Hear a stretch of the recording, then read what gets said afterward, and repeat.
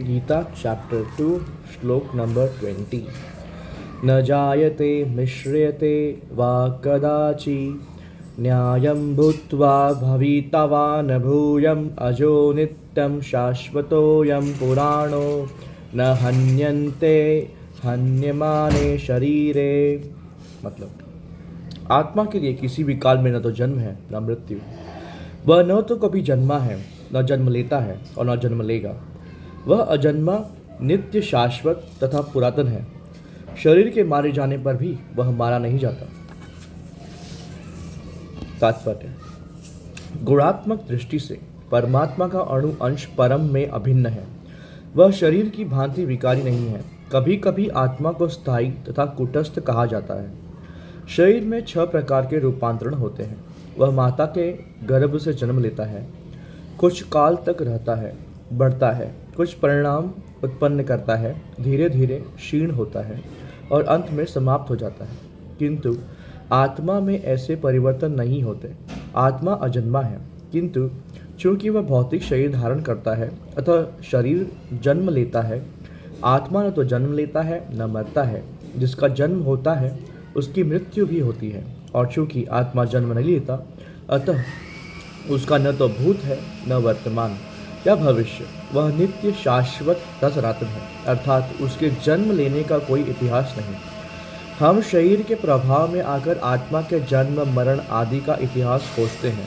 आत्मा शरीर की तरह कभी भी वृद्ध नहीं होती। अतः तथा कथित वृद्ध पुरुष भी अपने बाल्यकाल या युवावस्था तक अनुभूति पाता है। शरीर के परिवर्तनों का आत्मा पर कोई प्रभाव नहीं पड़ता। आत्मा वृक्ष या किसी अन्य भौतिक वस्तु की तरह क्षीण नहीं होती। आत्मा की कोई उपसृष्टि नहीं होती। शरीर की उपसृष्टि संतानें हैं और वे भी व्यष्टि आत्माएं हैं, और शरीर के कारण वे किसी न किसी की संतानें प्रतीत होते हैं। शरीर की वृद्धि आत्मा की उपस्थिति के कारण होती है, किंतु आत्मा के न तो कोई उपवृद्धि है न ही उसमें कोई परिवर्तन होता है। अतः आत्मा शरीर के 6 प्रकार के परिवर्तनों से मुक्त है।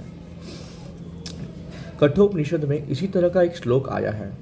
इस श्लोक का अर्थ तथा तात्पर्य भगवत गीता के श्लोक जैसा ही है, किंतु इस श्लोक में एक विशिष्ट शब्द विपश्चित का प्रयोग हुआ है, जिसका अर्थ है विद्वान या ज्ञानमय। आत्मा ज्ञान से या चेतना से सदैव पूर्ण रहता है, अतः चेतना ही आत्मा का लक्षण है। यदि कोई हृदयस्थ आत्मा को नहीं खोज पाता, तब भी वह आत्मा की उपस्थिति को चेतना की उपस्थिति से जान सकता है।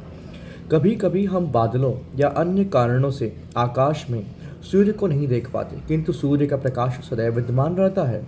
अतः हमें विश्वास हो जाता है कि यह दिन का समय है। प्रातःकाल जो ही आकाश में थोड़ा सा सूर्य प्रकाश दिखता है तो हम समझ जाते हैं कि सूर्य आकाश में है।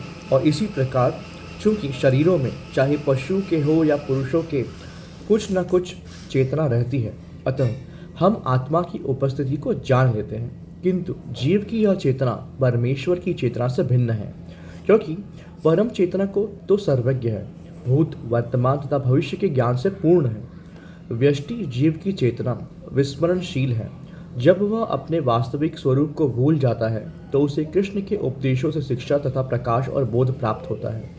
किंतु कृष्ण विस्मरणशील जीव नहीं है। यदि वे ऐसे होते तो उनके द्वारा दिए गए भगवत गीता के उपदेश व्यर्थ होते। आत्मा के 2 प्रकार हैं, एक तो अणु आत्मा और दूसरा विभु आत्मा। कठोपनिषद में इसकी पुष्टि इस प्रकार हुई है: परमात्मा तथा अणु आत्मा दोनों शरीर रूपी उसी वृक्ष में जीव के हृदय में विद्यमान है, और इनमें से जो समस्त इच्छाओं तथा शोकों से मुक्त हो चुका है वही भगवत कृपा से आत्मा की महिमा को समझ सकता है। कृष्ण परमात्मा के भी उद्गम है, जैसा कि अगले अध्यायों में बताया जाएगा, और अर्जुन अणु आत्मा के समान है जो अपने वास्तविक स्वरूप को भूल गया है। अतः उसे कृष्ण द्वारा या उसके प्रामाणिक प्रतिनिधि गुरु द्वारा प्रबुद्ध किए जाने की आवश्यकता है।